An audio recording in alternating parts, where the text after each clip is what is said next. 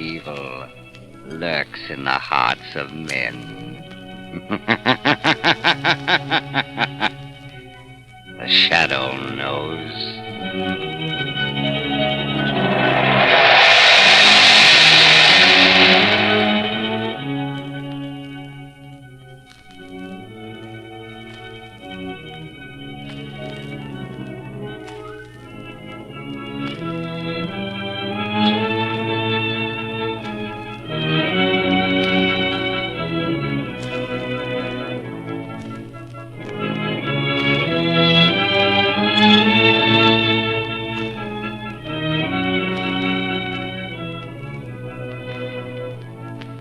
Ladies and gentlemen, today the Shadow program has the honor to present a distinguished guest whom all of you will want to hear. Commissioner John H. Morris, in charge of the Juvenile Aid Bureau of the New York City Police Department. Commissioner Morris will be interviewed at the close of today's adventure with the Shadow. First, a few cold, hard facts about your everyday driving safety. Every year, thousands of motorists are killed or injured through skid and blowout accidents. And right now, unless your tires are safe, you too may be headed for a dangerous skid, a costly blowout. Before it's too late, before you're caught in a car-spinning skid, before you hear the dreaded bang of a high-speed blowout, equip your car with the new Goodrich Safety Silvertowns. They're the only tires in the world that have the lifesaver tread to give you the quickest non-skid stops you've ever had and the golden ply to protect you against high-speed blowouts. And think of it. When you invest in this sensational new kind of tire safety, you get both of these great life-saving features at no extra cost.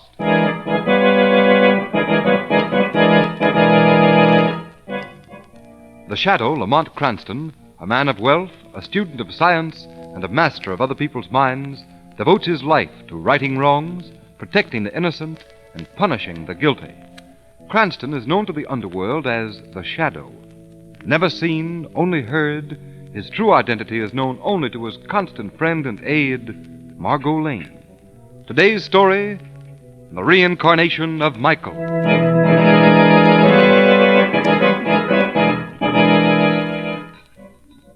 Well, how's our experiment coming, Professor Charles? Oh, very well, Michael. Almost all our flying messengers of death are ready.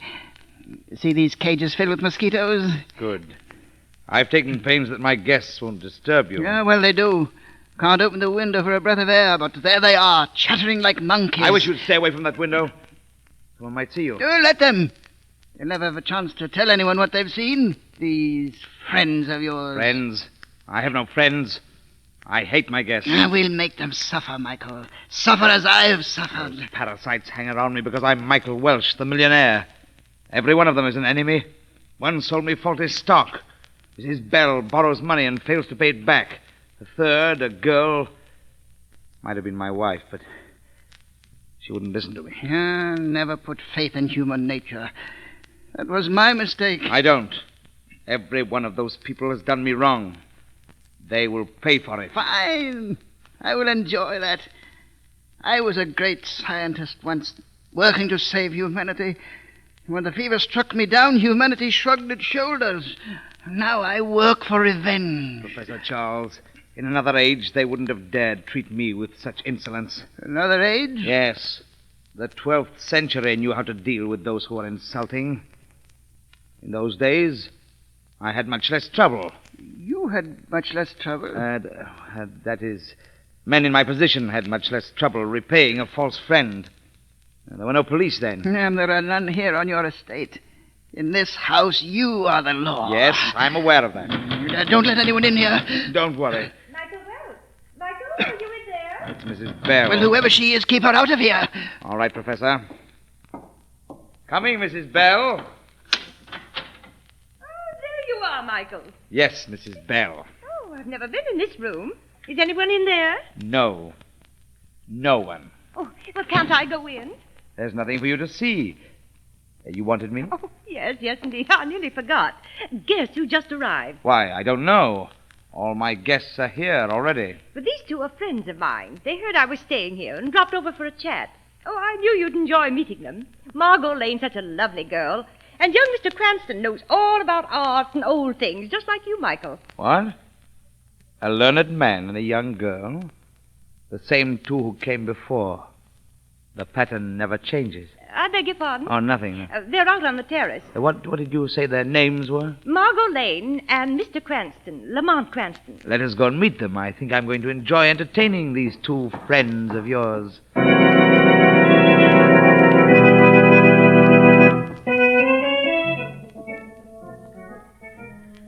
Beautiful spot, isn't it, Lamont? Lovely, Margo. Michael Welch has taste. Building his home right on the crest of this hill. You can see the whole valley from here. But the house, it's so big. More like a castle than a home. Yes, almost a medieval castle. Lamont, look. There's an old man peering out of the window. Where? Up there. Oh, yes. Lamont, he's staring at us so strangely. I wonder who it can be. We'll probably find out when... Oh, Margo, here comes Mrs. Bell now. Oh, yes, I suppose that's Michael Welch with her. Hello, Myra. Oh, Margo, darling, and Mr. Cranston. I've been wanting you two to meet Michael for ages. He knows all about you. Still, you might introduce me, Mrs. Bell. Oh, of course, how silly of me. This is Michael Welch, our charming host. Miss Lane and Mr. Cranston. How do you do, sir? I'm glad you stopped to call. Thank you. We can't stay very long. Oh, but my dear, you must. We're having such a wonderful time. You'll love it. Make them stay, Michael. Well, you'll stay until after dinner anyway, won't you? Yes, and Michael must show Mr. Cranston his remarkable collection. Mr. Cranston's always interested in that sort of thing. Are you a collector, Mr. Welch? Yes, medieval art, you know. Lamont, we really haven't time Come to... along. Thank you. I'd enjoy seeing your collection, But Mr. Welch. Lamont... Oh, I knew you would, Mr. Cranston. Oh, you must meet everyone. Come, Michael. We'll go and get the others. Well, Margo, what's the matter? I don't like this place. That old man in the window. He had hate in his eyes. There's something evil about this house. You really feel that, Margo? Oh, I know it's silly. Go ahead and laugh at me. I'm not laughing, Margo. I'm interested. You see, I feel there's something evil about this house, too.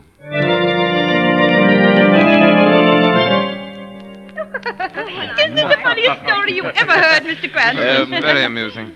More wine, anyone? No, thanks, Michael. Nothing more for me. Oh, Mr. Cranston, I want to ask you something. Yes, Mrs. Bell? Do you believe in the transmigration of souls? What was that? Oh, Mrs. Bell just asked if I believed in the theory of soul transmigration. Well, what in the world is that? Reincarnation. Yes, and I do think it's ever so interesting. All about how the great minds of past ages came back and, great minds in the present. I know that some ancient people really were convinced that a man returned to Earth after death as another person. You mean we all were someone else long ago? That's the general idea. I hope I was queen in Babylon. Come, let's drop the topic. Oh, why, Michael? Mrs. Bell, you shouldn't discuss things you don't understand. Well, I know all about reincarnation. No, you don't. Every week you have a new religion. To you, the theory of reincarnation is not an established fact. It's just a passing fancy. How do you feel about it, Welch? I never discuss religion, Mr. Cranston. Shall we have our coffee in the living room?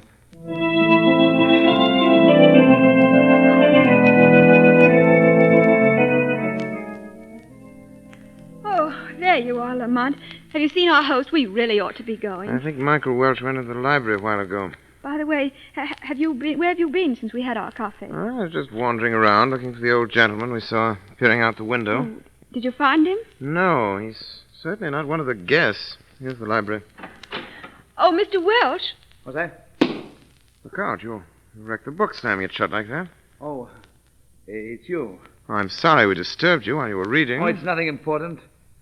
I'll just put this back on its shelf. Oh, we won't keep you a minute. Please don't stop. You see, Miss Lane, I like to leave my books in their proper places. He acts as if he was ashamed of what he was reading. Yes, he's certainly tucking it out of sight quickly. There, that's better. Lovely room you have here, Mr. Welch. I'm glad you like it. Well, I suppose you two will be leaving very shortly. Yes, you see, we... As a matter of fact, I think we'll accept your invitation and stay the night. What? I see. All right, if you want to, I'll go and tell them to get your rooms ready. Lamont, what on earth do you think you're doing? For one thing, I'm going to find out why friend Welch hid that book. I watched where he put it. Lamont. Just a minute, Margo. Ah, it is. Lamont, come here a minute. I want you to see this portrait. Portrait? Oh. Oh, you mean the gentleman over the fireplace? There's that dark man in medieval dress. Not a pleasant face. No, but there's something very familiar about it. Familiar? Oh, It seems to me I've seen that face before. probably in a museum. It's an old painting. Oh, wait, here's a plate on the frame. I'll read it. I'll look through this book of Welch's. Duke of Ancona, Italian noble, 12th century.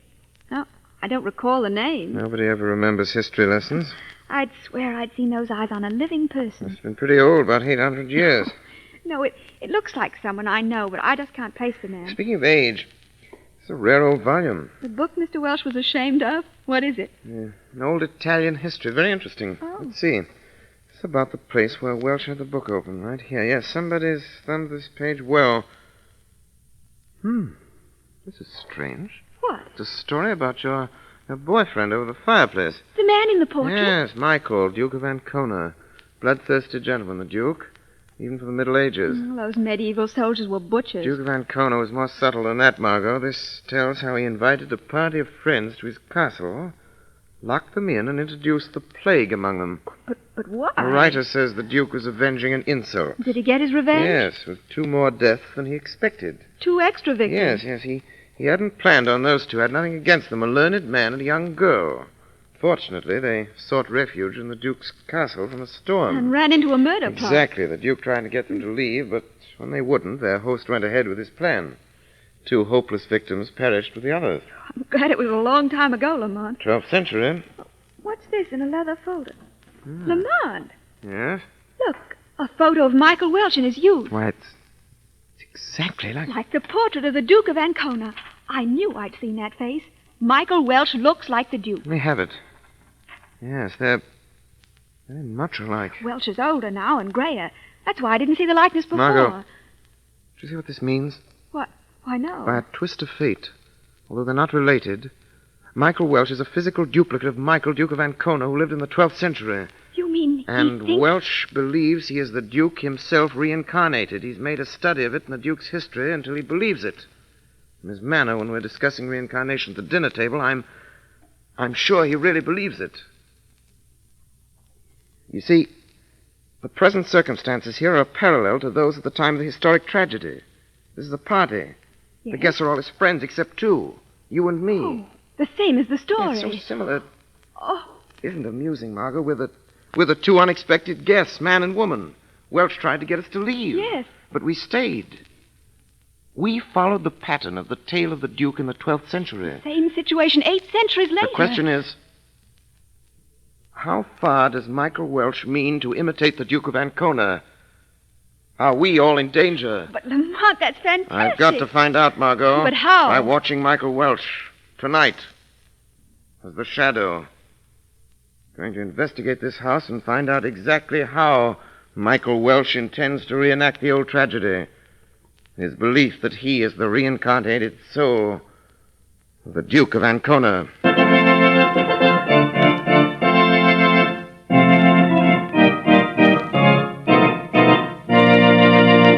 Ladies and gentlemen, we'll be back with The Shadow in just a moment, and later we'll meet our guest, Commissioner John H. Morris. But first, I want to say something to every motorist listening in. Remember, when you're driving in your car, the road may be perfectly dry 1 minute, and then... down comes the rain. The road that was safe a minute ago may become a dangerous skid track. Yes. The shadow knows that a skid strikes like lightning. Don't take unnecessary chances on wet, slippery roads. It pays to play safe.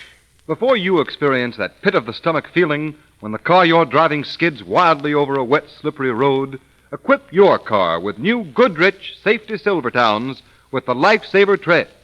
That's the way to get the quickest, safest stops you've ever had in wet weather. And here's why. The Lifesaver Tread of the new Silvertown has a truly amazing action on wet pavements. For as the spiral bars of the tread roll over the pavement, they act like a battery of windshield wipers. Sweep the water right and left from under the tire. Force it out through the deep grooves. Make a dry track for the rubber to grip. You'll never know what the word stop really means until you've felt the grip of the Lifesaver Tread on wet pavements. Protect your family against dangerous skids before it's too late. Put Goodrich Safety Silvertowns on your car tomorrow.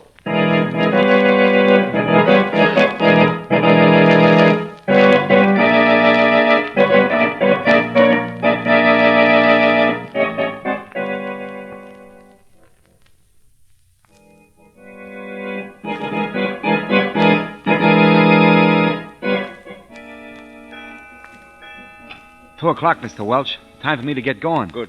Now you understand what you're to do, Tony. Yes, sir. The dynamite's already planted. Enough to do the job easy. Here's the money I promised you. Oh, yeah, okay. There'll be a bonus if the explosion goes off exactly as we planned. Oh, don't worry none, Mr. Welch. It will. All I gotta do now is throw the switch. All right, get in the car and be on your way. Yeah. Hey, there's a light in the house, sir. Won't someone hear me drive off? That's my private room. Don't worry about that. Oh, okay. Luck, Tony. Yeah, thanks. Listen for the blow-off. I shall listen, all right. It's too bad that the noise will awaken my guests, but soon, nothing will disturb them. Now, to get back to the laboratory.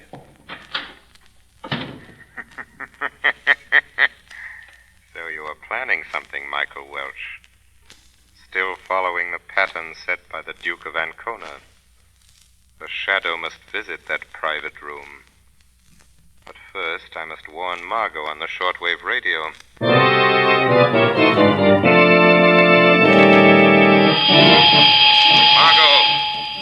Margo! Shadow calling Margo Lane. I'm in the garden. 15 minutes ago, Michael Welch sent a servant to set off an explosion. I must get into Welch's private study. I shall need your help. There's the explosion. Welch's man has carried out his orders. Now I must wait and see why the explosion was planned and what it blew up.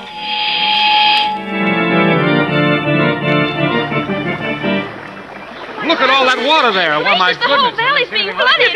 The way we'll all be drowned. Did you hear that explosion? Mr. Cranston, Mr. Cranston. Yes, Mrs. Bell? Do you think there's any danger? I can't swim a stroke. I'd perish in that rushing water. Calm yourself, Myra. I'm ashamed of you. Well, that's all right for you, Margot. You can swim like a fish. I but- doubt if the house will be swept away, Mrs. Bell. Where's Michael? Yes, has anyone seen Welch? Here he comes now. Oh, Michael, isn't this the most terrible thing? Steady, everybody. Quiet. There's nothing to get excited about. Nothing to my get goodness. excited about when we may all be drowned at any minute. There's no danger. The house is safe. Up here on the hill, we're out of reach of the waters. We can't get out of the house. No. We're all stuck here for at least 3 days, Mr. Cranston. Until the waters subside. Well, let's phone for help. The wires are down. The flood carried the poles away. Margot, Yes, Lamont. Welch's man blew up the dam and flooded the whole countryside. The old plot is still working out. Now we're all prisoners in the Duke's castle. With no hope of escaping. And next should come the plague.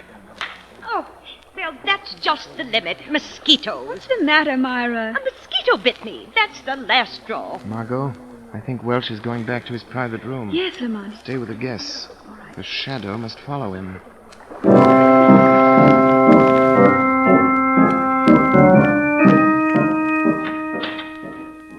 Still working hard, Professor Charles? Yes? Oh, yes, Michael. I'm feeding the serum to the last batch of mosquitoes.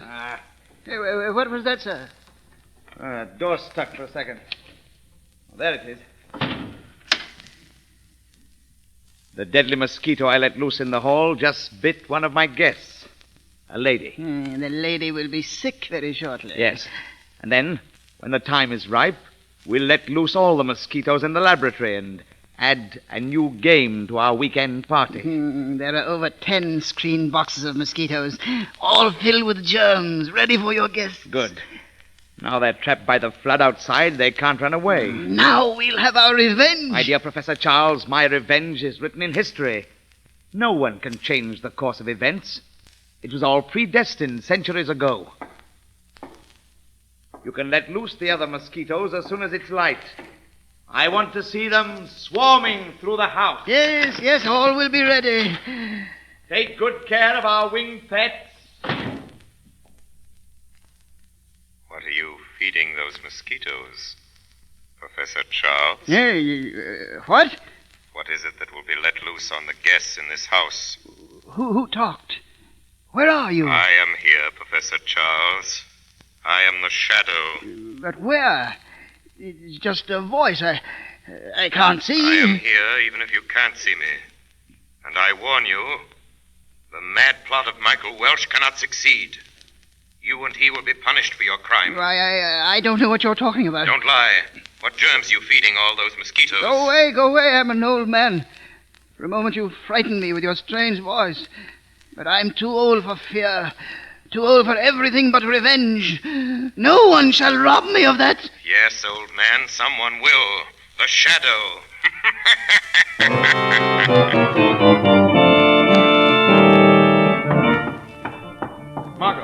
Yes, Lamont. Margo, the Duke of Ancona's plot is being followed to the very letter. Welch's private room is a chemical laboratory. He and the old man we saw at the window have figured out some modern form of plague. Plague?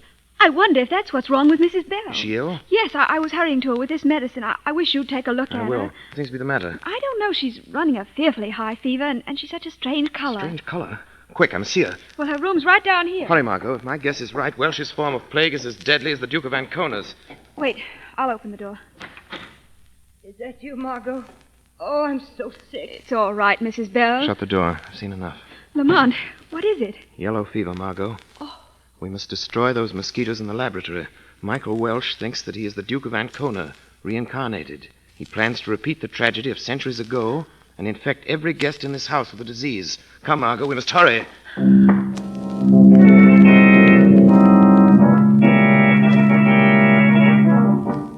Here, Margo. Here's the laboratory. Door's locked. Wait, I stole the key. What are you going to do when we get inside? Listen. The row of screened boxes on the table. Get the old man away from them, over by the window. I'll be with you as the shadow. All right. Don't speak to me until I speak. Here's the key. Lock the door behind us. Quietly, Margo, quietly. Step in. Yes. Who is that? Who's there? Well, hello. You must be Professor Charles. Oh, you can't come in here, young lady. This room is private. Get out, get out. Here, where are you going? I want to see how the flood looks from this window. Come away from there. You must leave this room at once. Look, Professor. You get a wonderful view of the water from here. Will I have to put you out that door by force? Professor, please. Don't try violence. I'm strong. You're old and weak. Yes, you're right. I can't fight you, young woman. I am too weak. Yeah, but Michael and I have a few tricks left. What do you mean? You'll see. In the morning when I release my mosquitoes from their boxes... Are you sure you will release them? Yes, these boxes here. Here, come, I'll show you. Who's been at these boxes? Is something wrong? They're dead. They're dead. Our messengers of death. What's this? Acid's been poured over every box. Yes. You did this. You wrecked my life's work. No, Professor, she didn't do it. I did. Who? The shadow poured acid over your little pets, Professor The Charles. shadow again. Open this door. Open it. It's Michael. Michael, they've been destroyed. Break in the door. Open the door. Shadow, it's Michael Welch. Yes, Margo, quickly. Hide behind that cabinet. Stay there, Margo. Yes, Shadow. Break it in, Michael. Break it in. Break it out. Oh, Michael, our plan has failed. Failed? Lie. It can't fail. Yeah, but it has. Look, all our mosquitoes dead. The dead, Michael. What? Dead. Who poured acid on those boxes? It was you, Professor. No, Michael. No, it was the shadow. Shadow, what are you talking about? Who is the shadow? A voice, Michael. A man you can't see, but he talks to you. He discovered all about our plan and he killed the mosquitoes. Lying, Professor. You with your crazy story of the shadow. You did it yourself. No, Michael, no. Charles, you betrayed me. You've robbed me, the reincarnated Duke of Ancona, of his revenge. You've ruined the plot, you traitor. No, Michael, put down that gun! You won't live to laugh at me, you treacherous old devil. The pattern is broken, Michael Welch. Who spoke? Where are you? I am here, Welch. I am the shadow. The shadow? Then his story was true. You're the one who... Yes, Michael Welch, the shadow does exist. I have destroyed your plague. Give up your mad dream. You are not the Duke of Ancona reincarnated into the body of Michael Welch. That's a lie. I am. The pattern of the old tragedy you wanted to reenact is broken. There will be no plague, Welch. I must be the Duke come back to life. Didn't I trap my friends here just as I did centuries ago? There is no plague to inflict upon them, Welch. The story is not the same. The Duke of Ancona is long dead. No. I'm the Duke. Reincarnated. You cannot be. There is no plague. The story will not end as the Duke's ended. If I'm not the Duke, why, I'm nothing. Forget this insane theory, Welch. Drop your gun. No. The pattern, it's not the same. I'm not the Duke. You hear? I'm not the Duke. Welch, drop that gun. No. Other than fail, I'll die. Lamont. Yes, Margo. Yes. Don't look. But Professor Charles... He, too, is dead. Oh, how horrible. No, Margo. This is a fitting conclusion for the mad plot conceived by a man who thought he was the reincarnated soul of someone who died centuries before. whether the criminal builds his crime on historic patterns or not. The relentless hand of justice reaches out with a punishment all crime deserves. The punishment of death.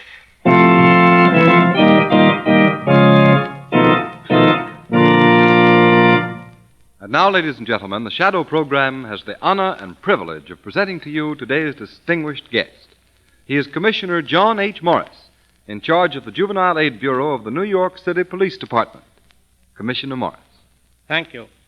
First, Mr. Roberts, tell me, how does the Shadow do it? Well, I'm sorry, Commissioner Morris, but that's the Shadow's secret. All right, Mr. Roberts. But now, seriously, I'm grateful for this opportunity to congratulate the sponsors of the Shadow for putting on such a fine program. It's not only mighty entertaining, but it's also doing an excellent job of showing young Americans the folly and futility of lawlessness. And that's what your job is, too, isn't it? That's right. Crime prevention is the business of the Juvenile Aid Bureau of New York City. That's a pretty big order. Tell us, Commissioner, how do you do it?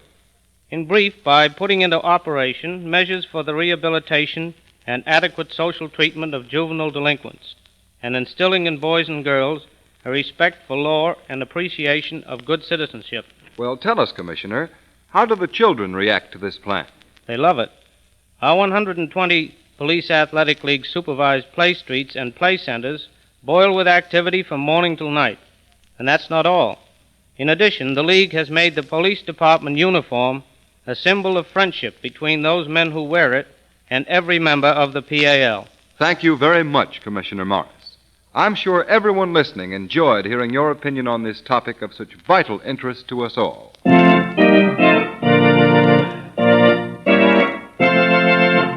You have been listening to a dramatized version of one of the many copyrighted stories which appear in the Shadow magazine, now on sale at your local newsstand.